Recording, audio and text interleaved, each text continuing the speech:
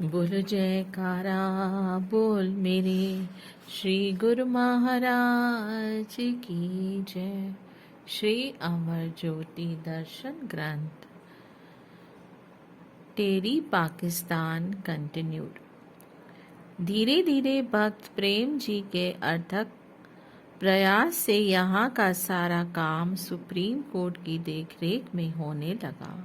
श्री प्रभु जी के आशीर्वाद और उनकी मौत से पाकिस्तान हिंदू परिषद के संरक्षक और नेशनल असेंबली के सदस्य डॉक्टर रमेश कुमार जी ने इस कार्य में काफ़ी रुचि दिखाकर अपना समय प्रदान कर पूरी लगन और उत्साह से इसे पूर्ण किया।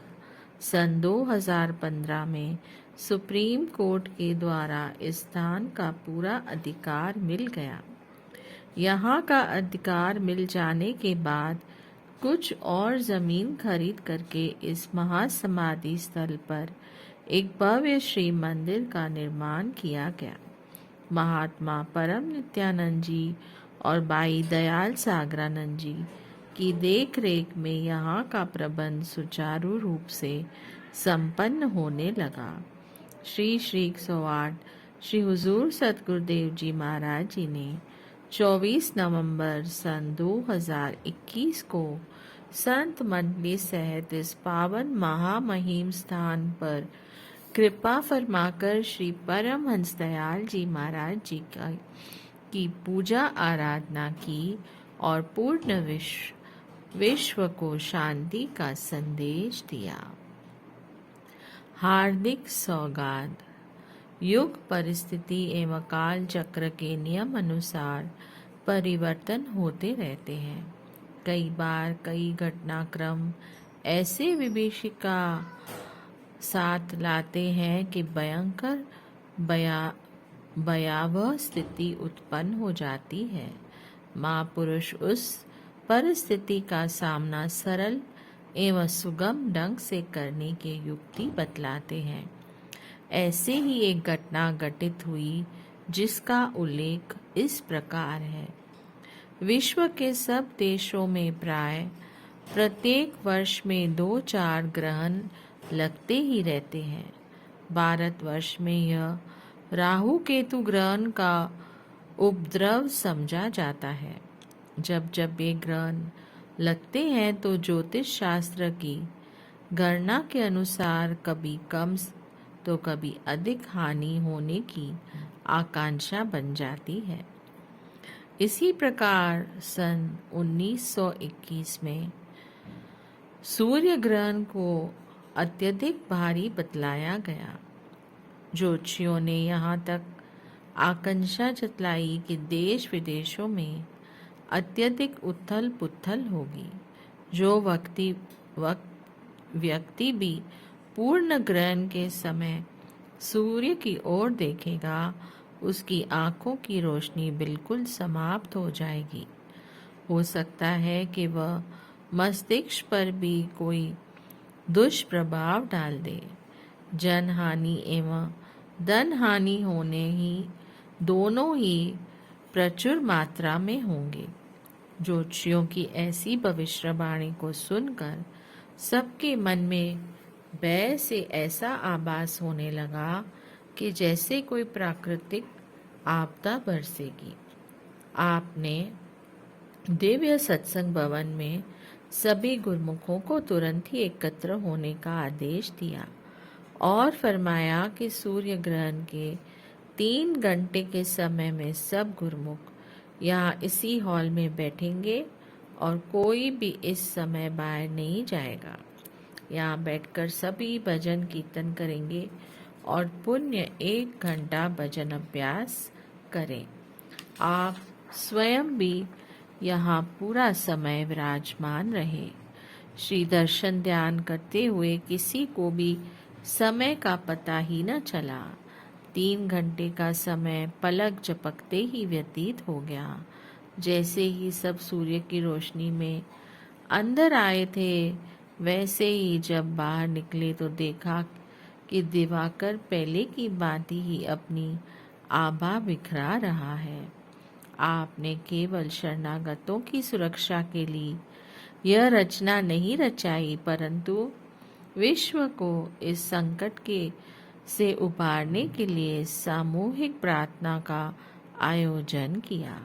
सचमुच ही जितनी आपदा एवं संकट का अनुमान था, उसमें तनिक भी किसी को कोई नुकसान न पहुंचा।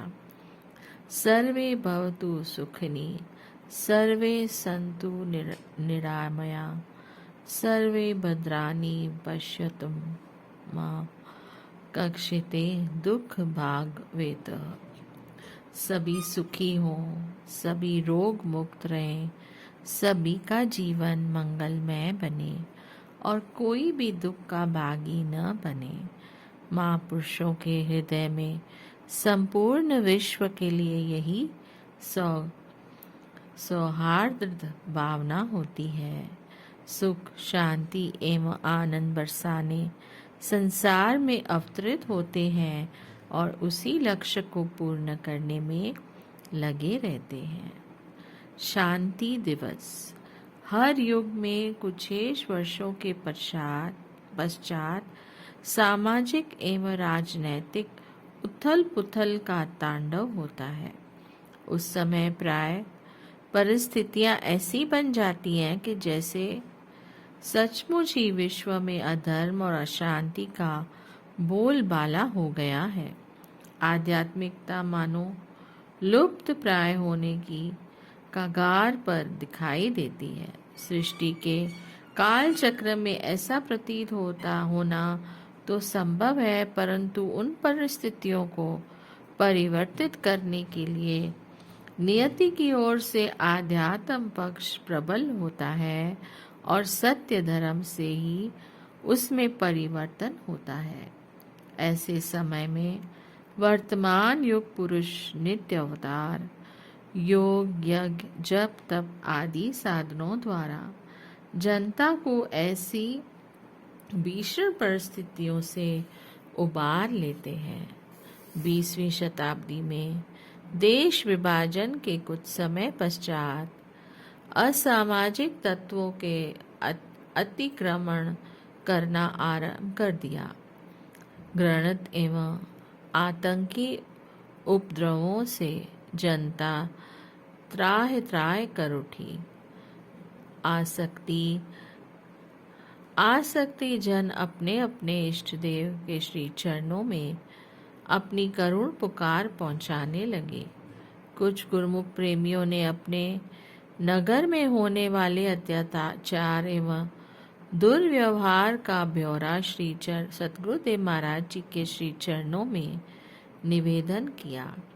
श्री पंचम पातशाही जी महाराज जी ने श्री आनंदपुर के सभी आश्रमों एवं सत्संगी आश्रमों में आदेश दिया कि जहाँ जहाँ श्री दरबार के अनुयायी एवं गुरुमुख जन निवास कर रहे हैं, ऐसे समय में सब नित्य प्रति भक्ति के 5 नियमों श्री आरती, पूजा, सेवा, सत्संग, सुमिरन, दर्शन, ध्यान की पालना तो कर ही रहे हैं, परंतु 1 घंटा अतिरिक्त सुमिरन जाप अवश्य करें।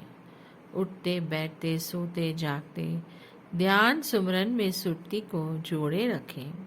जैसे राजा महाराजा स्वयं को सुरक्षित रखने के लिए किले का निर्माण करते हैं, ऐसे ही सतगुरु का शब्द परकोटा बनकर जीव को सुरक्षित रखता है। गुरुमुख जन घबराए नहीं, कोई भी नकारात्मक विचार मन में लाए नहीं।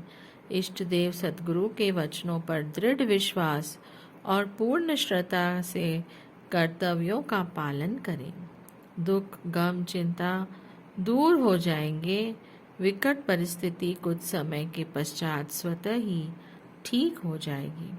पावन श्री वचनों की अनमोल निधि को पाकर एवं उस पर मनन करते हुए सबको मानो अभय दान मिल गया। श्री आनंदपुर में एक दिन प्रातः 4 से 5 बजे तक श्री शांति भवन में भजन अभ्यास, मौन ध्यान करवाया। उसके पश्चात श्री आरती पूजा का कार्य परम संपन्न हुआ। वह भयावह समय टल गया। गुरुमुख प्रेमियों ने आनंद, सुख, शांति और प्रसन्न जीवन को पाया। तत्ववेता महापुरुषों के अदम्य परोपकार ही इस संसार में सुख, समृद्धि, हर्ष, वृद्धि और आनंद निधि प्रदान करने वाले होते हैं। आनंद भोजनालय। श्री सद्गुरुदेव जी महाराज जी ने चौमुखी विकास को मध्य नजर रखते हुए भक्त्यानियों की ओर एक विशाल भोजनालय का निर्माण करने की मौज प्रकट की, ताकि दिन प्रतिदिन बढ़ती जा रही बाहर से आने वाली संगत सुख सुविधा पूर्वक बैठकर भोजन ग्रहण कर सके। पहले वाला लंगर बहुत ही छोटा परार था। संगतों को लंबी कतारों में खड़े होकर काफी समय तक प्रतीक्षा करनी पड़ती थी। भक्त वत्सल करुणानिधि महाप्रभु जी ने इस असुविधा को दूर करने के लिए श्री मंदिर परिसर के मार्ग में कुछ बगीचों को हटाकर स्वयं निज कर कमलों से उसकी नींव का उद्घाटन किया। यह विशाल भवन 1 वर्ष में ही बनकर तैयार हो गया। इस भोजनालय में एक और ऊंचा स्थान ऐसा बनाया गया जहाँ पर भोजन का सामान, रोटी, दाल, सब्जी, चावल अथवा भंडारे में बनने वाले अन्य सामान रखा जा सके। पुण्य साथ साथ ही प्रत्येक वस्तु की पूर्ति हेतु सेवक जन सामान लाते रहते हैं, ताकि सबको गर्म भोजन मिल सके। पूरे हॉल में बीच बीच में से निकलने का स्थान और संगतों को बैठने के लिए 4 फुट चौड़ा प्लेटफॉर्म स्थान बनाया गया है, जहाँ पर बैठकर सब भोजन ग्रहण कर सके। भोजन बांटने वाले सेवक प्लेटफॉर्मों के बीच में छोड़ी गई जगह से सुविधा पूर्वक भोजन वितरित करते हैं। सेवक जन सबके साथ मृदु मधुर भाषण करते हैं। इतनी सुचारू व्यवस्था से स्वयं में ही सबका मन यहाँ बैठकर भोजन ग्रहण करने को करता है। आवास स्थान से यह भोजनालय दूर होने पर सब शरणागत यही कहते थे कि इतनी दूर भोजन करने कौन जाएगा। इस भोजनालय के समीप ही भाइयों, प्रचारिकाओं एवं स्थायी निवासियों के लंगर के लिए अलग से स्थान बना दिया गया है। देखा यही जाता है कि पर्वों पर जब यह भोजनालय कुछ दिन के लिए खुलता है, तो यहाँ के प्रबंध को देखते हुए हजारों का जन समूह होने पर भी शरणागत स्थायी निवासी, गुरुमुख संगतें, बाइयां एवं प्रचारिकाएं उल्लास पूर्वक यहाँ भोजन ग्रहण करने आते हैं। प्रातः काल की श्री आरती पूजा के पश्चात महाप्रभु जी ने यहाँ कृपा करके इसका शुभ मुहूर्त किया। पावन वचनों की अमृत वर्षा करते हुए श्री मुख से फरमाया, श्री दरबार की प्रत्येक कार्रवाई में गुरुमुखों का ही हित समाया होता है। महापुरुष सदैव जीव कल्याण के लिए ही तत्पर रहते हैं। गुरुमुखों को भक्ति और रूहानियत का लाभ मिल सके, वे अपनी आत्मा का उद्धार कर सके, इसी हेतु ही यहाँ सारी रचना रचाई जाती है।